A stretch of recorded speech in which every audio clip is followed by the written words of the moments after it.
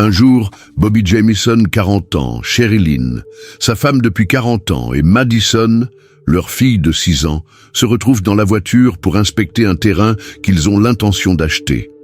Cependant, leur projet n'était pas destiné à se réaliser. Bientôt, toute la famille disparaît sans laisser de traces. Sur le lieu de leur disparition, la police n'a trouvé que des indices étranges et des mystères qui devenaient de plus en plus confus à chaque nouvel indice. L'un de ces indices est une voiture abandonnée, à côté de laquelle on trouve un sac d'argent et la dernière photo de Madison. Où était passée la famille Jamison et que lui était-il arrivé? Bobby et Sherry Lynn se sont rencontrés en 2002 et, peu après, en août 2003, Sherry Lynn est tombée enceinte de Madison. En novembre de la même année, Bobby a été victime d'un accident de voiture qui lui a causé de graves douleurs au dos. Malgré cela, le couple n'a pas renoncé à ses projets et s'est marié en juillet 2004. Au cours des années suivantes, la famille a connu de nombreuses tragédies. Début 2007, sa sœur Sherry Lynn est morte d'une piqûre d'abeille. Et 1 an plus tard, les parents de Bobby ont divorcé, ce qui a provoqué de vifs conflits avec son père. La situation a été exacerbée par un procès intenté au père de Bobby. En 2009, la vie des Jamison est pleine d'épreuves. Cette année-là, leur fille Madison s'est blessée à l'école en faisant de la balançoire, ce qui a poussé Bobby et Sherry Lynn à retirer Madison de l'école et à intenter un procès à l'école. De plus, en 2009, Sherry Lynn était déprimée et son fils a remarqué qu'elle agissait bizarrement. Le 8 octobre 2009, la famille Jamison quitte son domicile d'Efler, en Oklahoma, avec son animal de compagnie, un chien noir et blanc nommé Maisie. Ils sont partis visiter un terrain qu'ils voulaient acheter, situé près de Red Oak, dans le sud-est de l'Oklahoma. Ils ont peut-être pris la décision de changer d'air et de s'installer dans un endroit plus calme, loin de l'agitation de la ville. Mais cette décision leur a été fatale. À partir de ce jour, la famille a disparu et personne n'a su ce qui lui était arrivé. Les amis et la famille ne savaient pas que les Jamison avaient l'intention d'arpenter le terrain, de sorte que les recherches n'ont commencé qu'1 semaine plus tard. Le 17 octobre, plus de 300 bénévoles et des dizaines d'agents des forces de l'ordre ont pris part aux recherches. Ils ont mené des opérations aériennes et terrestres, cherchant dans la zone des indices susceptibles de faire la lumière sur la disparition de la famille. 9 jours plus tard, le 17 octobre, des chasseurs locaux sont tombés sur une camionnette abandonnée, garée sur le site d'un puits désaffecté. Par les fenêtres, ils ont vu qu'à l'intérieur du véhicule se trouvaient des affaires et un petit chien noir et blanc qui semblait extrêmement émacié. Les chasseurs ont appelé la police. À leur arrivée, les policiers ont immédiatement commencé à secourir le chien, qui avait manifestement passé plusieurs jours dans le véhicule sans eau ni nourriture. La température de l'air a peut-être sauvé l'animal de la déshydratation.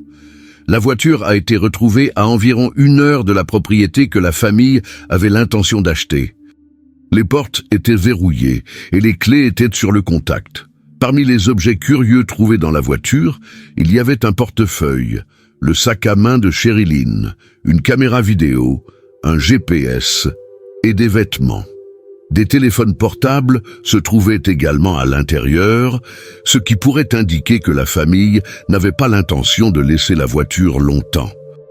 Mais le plus choquant, c'est qu'un sac de banque scellé contenant de l'argent a été retrouvé sous le siège du conducteur. À l'intérieur se trouvaient des piles de billets de $100 pour un total de $32 000, une somme impressionnante pour une famille officiellement au chômage et en invalidité. Certains ont émis l'hypothèse que l'argent provenait d'activités illégales, mais ces théories n'ont pas convaincu les proches de Bobby et Sherry Lynn. Il est peu probable qu'ils aiment emmener leur petite fille avec eux s'ils faisaient quelque chose d'illégal. La police a d'abord pensé qu'il s'agissait d'un carjacking ou d'un vol. Cependant, l'étrange position de la voiture sur la route et les traces de pneus qui y conduisaient ne permettaient pas de tirer des conclusions définitives. Le plus déconcertant, c'est que rien de valeur n'a été dérobé dans la voiture et que les sacs d'argent sont restés intacts.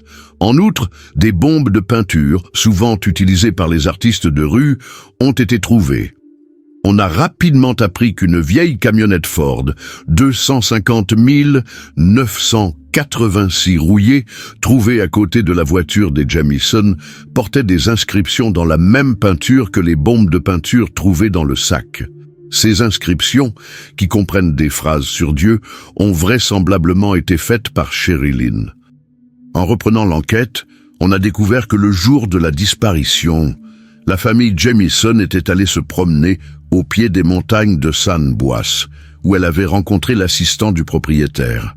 Peu après, ils ont laissé leurs affaires dans le véhicule et ont poursuivi leur route en se guidant à l'aide du GPS.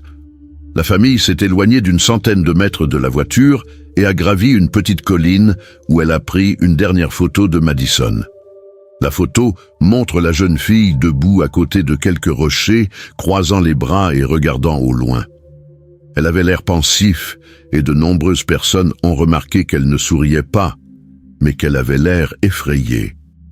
La photo est rapidement devenue virale dans les médias et a soulevé de nombreuses questions. Qu'est-il arrivé à la famille Jamison? Pourquoi ont-ils disparu et quels secrets cachent leurs derniers pas? La réponse à ces questions reste inconnue à ce jour.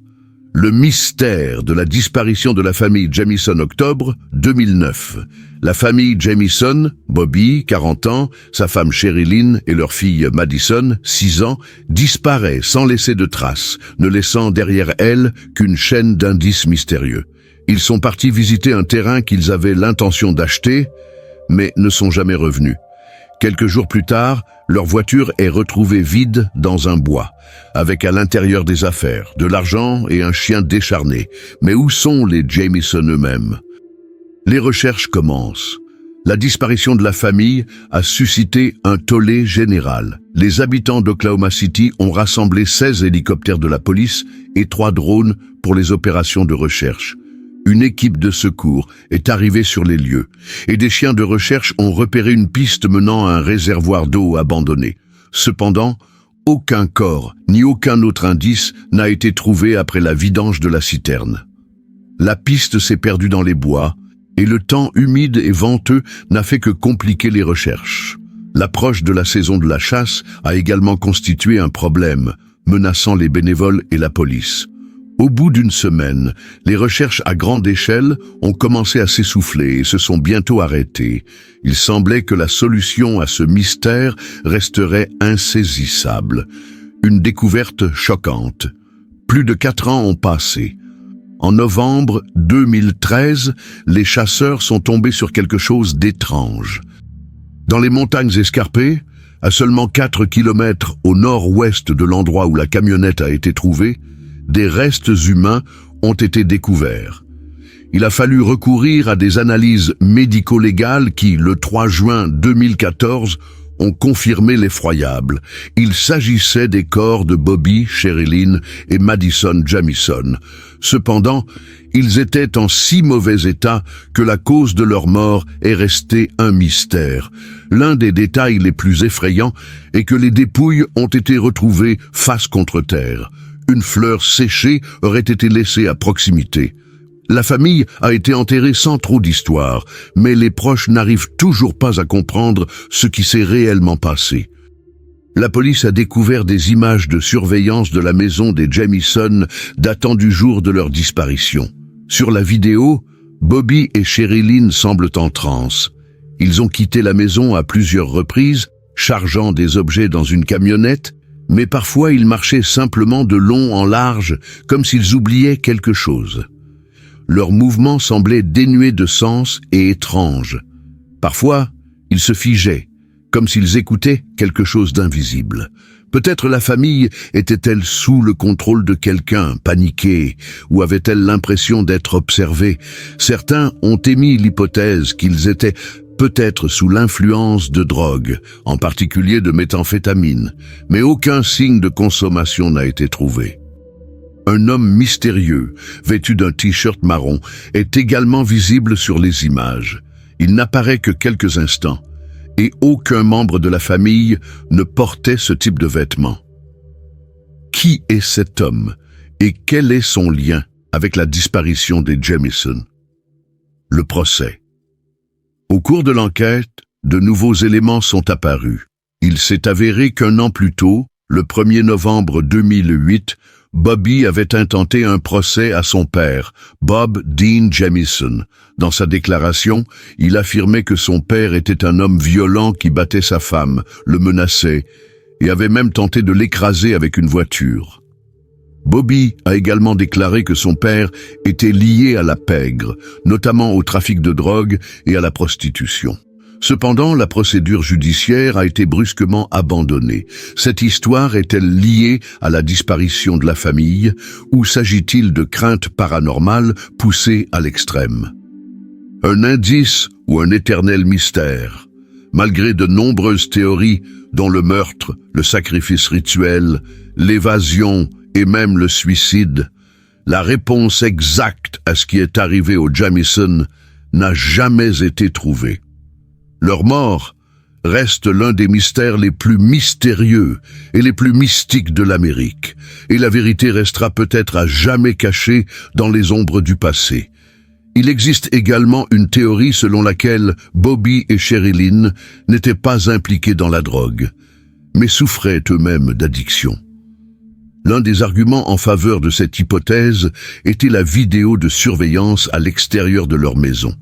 Selon le shérif, cette vidéo donnait l'impression que Bobby et Sherilyn étaient sous l'influence de substances illicites. Or, une perquisition à leur domicile n'a révélé aucune trace de drogue, et les proches ont assuré que le couple n'en avait jamais consommé. Peut-on en être sûr? Après tout, il arrive souvent que les proches d'un toxicomane ne se rendent compte de toute la vérité qu'au dernier moment.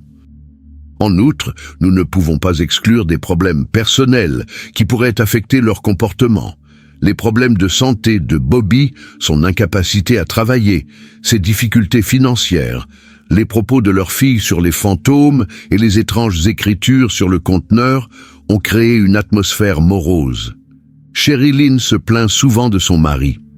Dans une lettre, elle le traite de solitaire et de reclus qui ne s'intéressent pas à leur fille. Elle détaille tous ses défauts et exprime son intention de divorcer. La famille a noté que Sherilyn avait souvent des sautes d'humeur brutales. Elle pouvait être extrêmement irritable et agressive, puis se renfermer brusquement. Il lui arrivait de passer plusieurs jours sans sortir de chez elle. Tous ces faits ne font que soulever de nouvelles questions. Qu'est-il réellement arrivé à la famille Jamison? Cette affaire reste l'une des plus mystérieuses et des plus effrayantes de l'Oklahoma. Sherilyn a commencé à tenir un journal dans lequel elle notait ses pensées dans les moments de désespoir et de colère. Ses écrits étaient remplis de phrases incohérentes, de ressentiment envers ses proches et de critiques à l'égard de son mari, Bobby. Elle dessine d'étranges images avec des couteaux, signant l'une de son nom et l'autre du nom de son conjoint. Son journal intime contient des appels à Dieu, des prières pour obtenir de l'aide. Bobby et Sherilyn avaient contracté une hypothèque sur la maison. Leur premier emprunt a été contracté avant la naissance de Madison, en juillet 2004, pour un montant de 112 500 $. En 2008, ils ont emprunté 28 000 $ supplémentaires pour couvrir des dettes antérieures. 4 ans plus tard, leur dette avait doublé.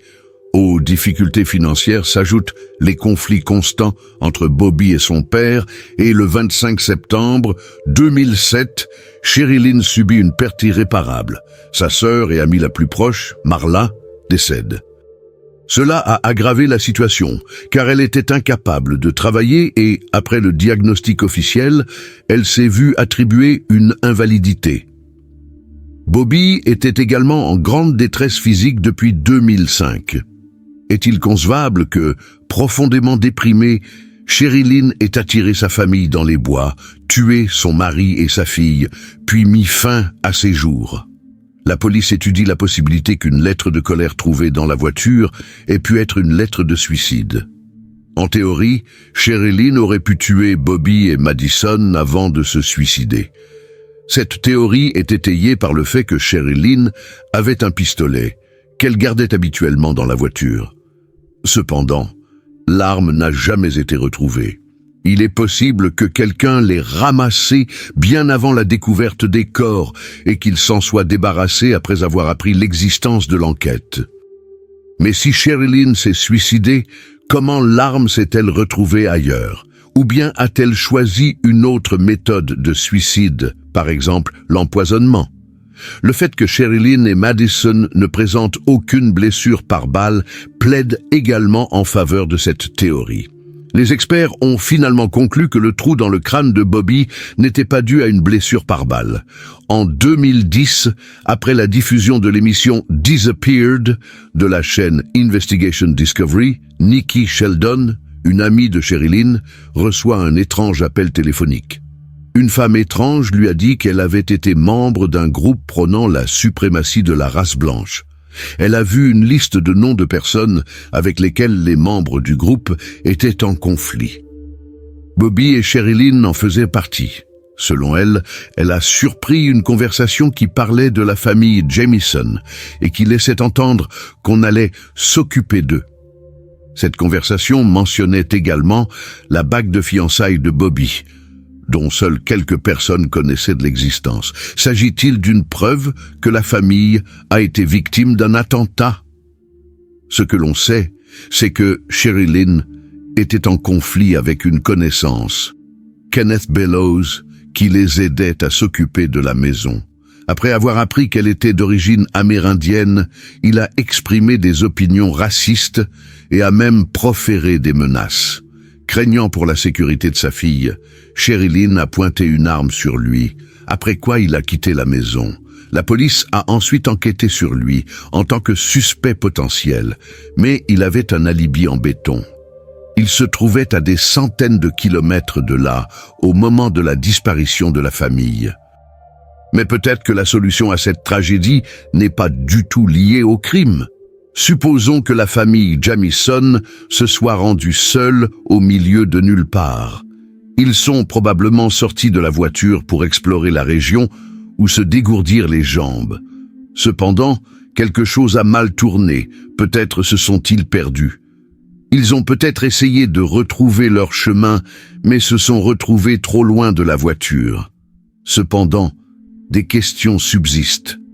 Pourquoi Bobby, avec ses problèmes de dos, a-t-il marché sur une si longue distance? Pourquoi ont-ils tous été retrouvés face contre terre?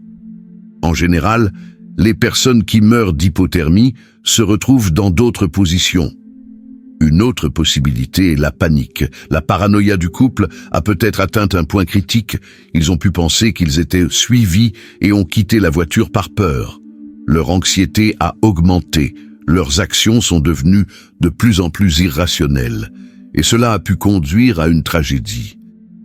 La mère de Sherilyn, Connie Cocken, est convaincue qu'ils ont été assassinés. Elle déclare « Je pense qu'ils étaient au mauvais endroit, au mauvais moment, et qu'ils ont vu quelque chose qu'ils n'auraient pas dû voir. » Les proches ne croient pas non plus que les décès soient accidentels. La police a envisagé toutes les pistes possibles, mais n'est pas parvenue à une conclusion définitive.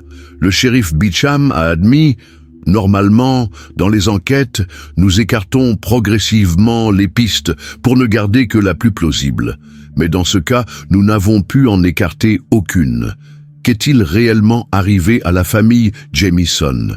S'agit-il d'un crime ou d'un accident tragique? Chaque nouveau fait soulève de nouvelles questions. Écrivez vos théories dans les commentaires.